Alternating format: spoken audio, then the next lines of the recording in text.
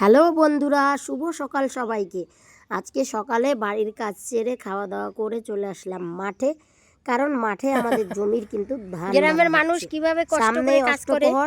এক কথায় একদম বলতে গেলে আমার বাড়িতেই, মানে আমার এতখানি বেলা হয়ে গেছে এখনো খাবার খাও নাই। সামনেই বহু পুরনো মন্দির, তো সেই মন্দিরে হচ্ছে অষ্টপ্রহর নাম সংকীর্তন চলবে 3 দিন ধরে। সেই জন্যই তোর জোরে শুধু আমার না, আমাদের গ্রামের সকলের যার যা কাজ, কারো ধান মারা, কারো ধান কাটা, কারো ভুট্টা লাগানো, কারো খড়ের পালা দেওয়া, এক কথায় যার যা কাজ সব কিন্তু তাড়াহুড়া করে কমপ্লিট করা হচ্ছে। যদিও এখন আধুনিক যুগ, আধুনিকতার ছোঁয়া, ধান কাটা হচ্ছে রটারে আর ধান ভাঙানো হচ্ছে মেশিনে, তবুও কিন্তু আমাদের ধান মারা দেই শেষের দিকে আগেকার দিনের মতো হাতে পেটাই করে এগুলা পাতাকার। দেখতেই পাচ্ছ আমাদের ধান কিন্তু মারা হচ্ছে। এটা আমাদের কাকুদের ধান, আর আমরা যাচ্ছি আমাদের জমিতে ভুট্টা লাগাতে। আমি মা একদম ভুট্টার দানা নিয়ে রেডি। এবার ভেবেছি নিজের হাতের ভুট্টার জমির দানা নিজেই লাগাবো, তাই কিন্তু আমরা যাচ্ছি ভুট্টার দানা লাগাবো বলে। আর এখানে কাকিমাদের সাথে একটু গল্প করে নিলাম।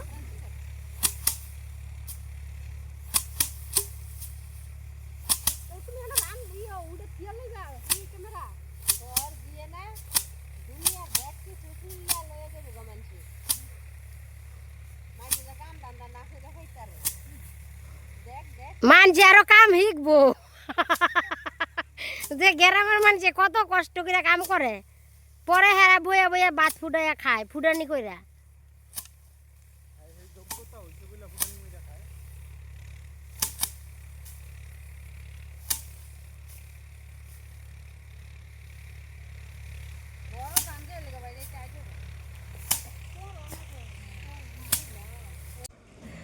ফাইনালি আমরা কিন্তু ভুট্টা লাগিয়ে বাড়ির বীজ নিয়ে যাচ্ছে। দেখো আমি আর আমার মা দুজনে মিলেই কিন্তু চলে আসছি বাড়িতে। বাড়িতে এসেই কিন্তু নমস্কার বন্ধুরা, দিদি রান্নাঘরে আজ নিয়ে এসেছি চিকেন কারির একটা সহজ রেসিপি। অনেক রকমভাবে ব্রয়লার চিকেন খেয়ে দেখেছেন, আজকে আমি যেভাবে রান্না করছি একবার খেয়ে দেখুন, বারবার এভাবেই খেতে চাইবেন, এতটা ভালো লাগে খেতে। প্রোমো দেখে নিশ্চয়ই বুঝে গেছো বাড়িতে এসে কি করলাম।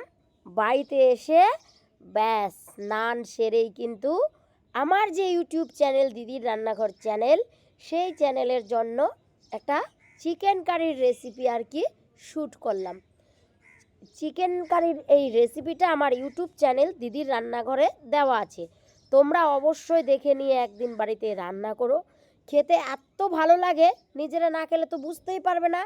তো অবশ্যই দেখো ইউটিউব চ্যানেল দিদির রান্নাঘর চ্যানেল। চিকেন কারি রান্না করে যেমনই মাঠে কাজ করে আসলাম, ব্যাস জমিয়ে খেলাম চিকেন কারি। তোমরাও বাড়িতে একদিন এইভাবে ট্রাই করো, কথা দিচ্ছি তোমাদেরও দারুণ লাগবে। খেয়ে দিয়ে ব্যাস চলে গেলাম একটুখানি মন্দিরে। যে তোমরা ভাবতে পারো যে চিকেন খেয়ে আবার মন্দিরে যাচ্ছে, আসলে তেমনটা না। আমার একদম বাড়ির পাশেই মন্দির, তো ঠাকুর বানানো হচ্ছে কীর্তনের, তাই দূর থেকে একটুখানি দেখলাম আর ক্যামেরায় বন্দি করে আনলাম তোমাদেরও দেখাবো বলে। চলো তোমরাও দেখো আমাদের কীর্তন, মানে অষ্টপ্রহর নাম সংকীর্তনের ঠাকুর বানানো কত দূর এগোলো। কীর্তনের আর বেশি দেরি নেই, আর হচ্ছে 3 দিন। অধিবাসের দিন থেকেই আমাদের নিরামিষ খাওয়া শুরু হবে। খাওয়া দাওয়া করে ব্যাস হাত পা ধুয়ে চলে আসলাম মন্দিরে। দেখো মন্দিরে ঠাকুরে কিন্তু মাটি দিয়ে একদম কিন্তু দেখো মাটি একদম লেপেও দেওয়া হয়েছে, শুকোতে দেওয়া হয়েছে ঠাকুরগুলো।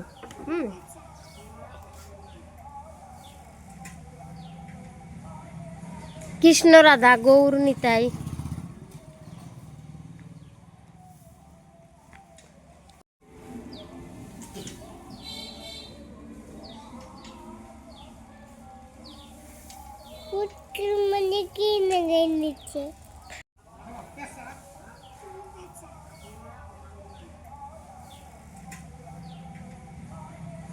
কৃষ্ণ রাধা গৌর নিতাই।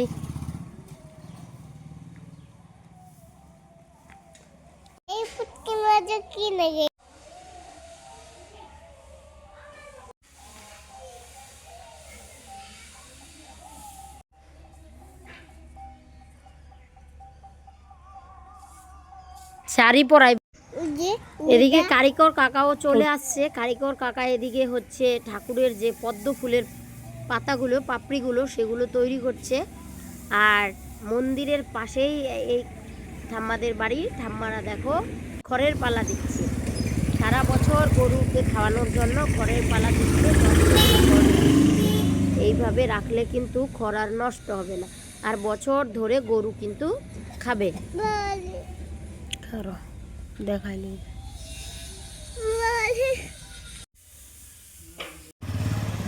খড়ের পালা দেওয়ার টেকনিকটা আমার দারুণ লেগেছে, তাই ক্যামেরায় বন্দি করে রাখলাম। তোমাদের গ্রামেও কাদের কাদের গ্রামে কার কার বাড়িতে এইভাবে খড়ের পালা দেওয়া হয় অবশ্যই কমেন্ট করো।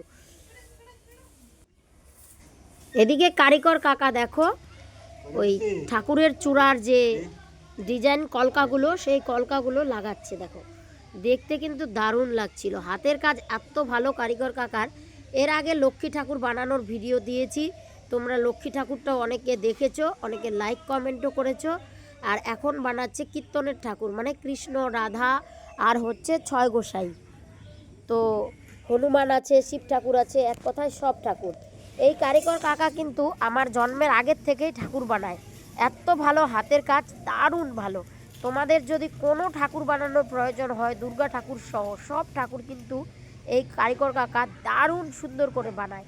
তোমরা অবশ্যই কমেন্ট করো, কন্ট্যাক্ট নাম্বার পেয়ে যাবে।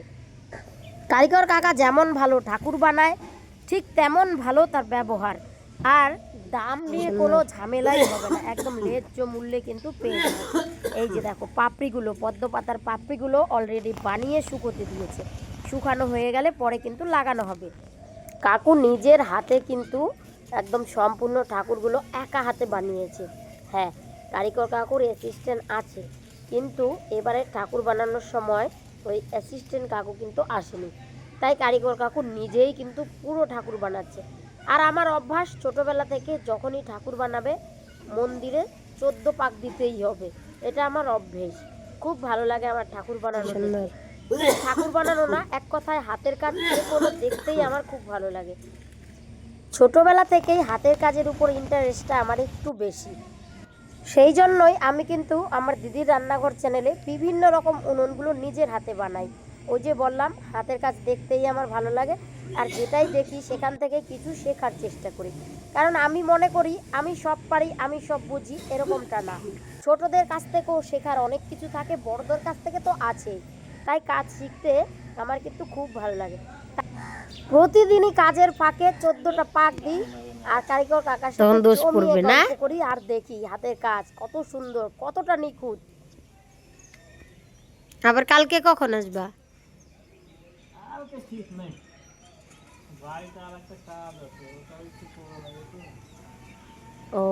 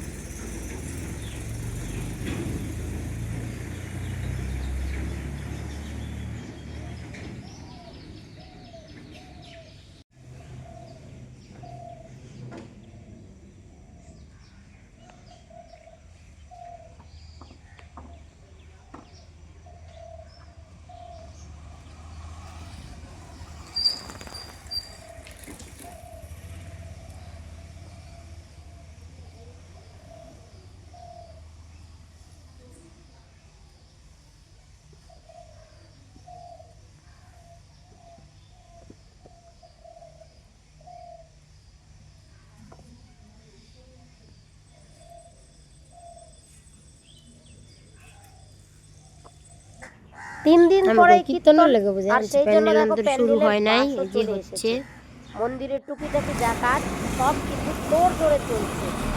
তো আজ এই পর্যন্তই থাক, দেখা হচ্ছে পরের ব্লগে। ঠাকুর রং করা থেকে শুরু করে ঠাকুর রেডি করা, অষ্টপ্রহরের অধিবাস, অষ্টপ্রহর অধিবাসে কত আনন্দ হয়েছে পুরোটাই থাকছে তোমাদের জন্য।